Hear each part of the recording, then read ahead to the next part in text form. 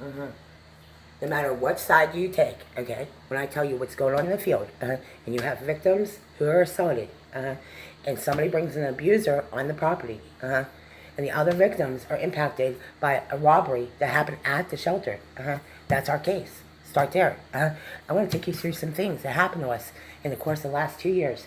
We were robbed. We were robbed in Missouri. We were assaulted over and over again. And what happens is, when victims are in need, those donations, no matter what you say, those donations belong to the victims.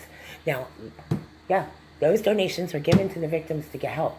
They got crime assistance and a story. When the victims get crime assistance, they have options, and they have to go to the hospital and get assessed. They have to go through an intake, and if the victims don't show up at court, and they don't show up, there's something wrong with the case. And when you make decisions that impact the victim's case, we need that. That's what we're talking about, liability.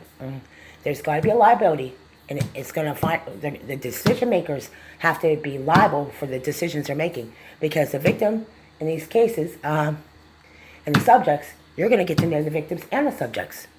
Some of you were on 277. I met with a state trooper.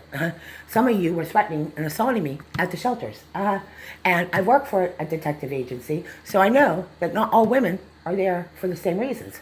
And I talked to the police officers, and I've talked to also other victims who could not get any help. This is coming from the victims. These are the victims who have gone to these shelters, and they're asking for your help.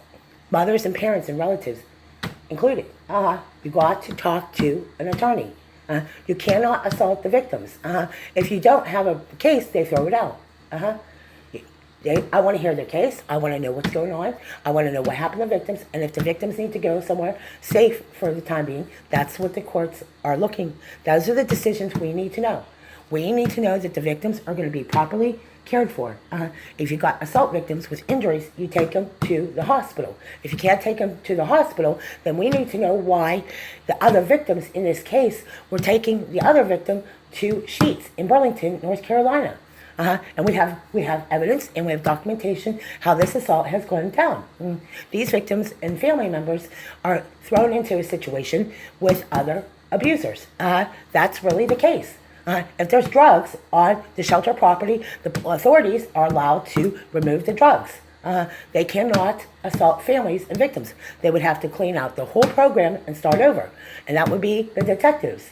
If you have a narcotics unit and they're looking at somebody, a felon, who's a fugitive, that would be obstruction of justice. Thank you for listening.